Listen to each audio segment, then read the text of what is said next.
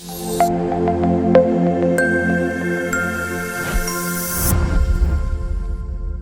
of course, as the title to this blog suggests, this is not just about AI. I think what the blog really tries to highlight is this rather uncomfortable position that we have, where on the one hand, regulators are really supporting technology to break up the competitive landscape of banking. And of course, whilst we can push technology to be a lever to open up that growth, the real question becomes, to what extent can we look at banks as being treated totally separately and inconsistently from a free-for-all technology sector?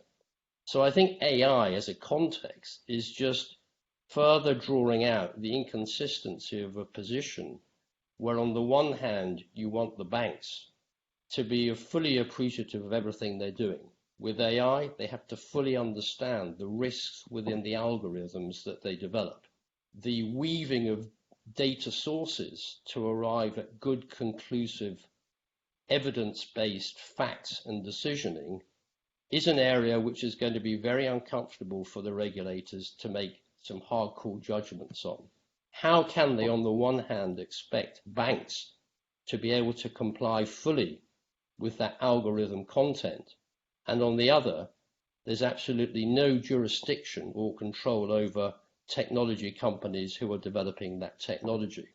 We, of course, in Intellect are considered to be a premier provider of AI intelligence-based software, and we do that with the full purview that banks that buy this software need to manage their risk very, very coherently and very, very well at all levels within the risk parameters of the business. So what the blog calls out is, at what point in time do we believe that the regulators can continue this inconsistent position? At what time and at what point will they recognize that actually very, very few institutions can be separated from their technology backbone from a regulatory and jurisprudence perspective?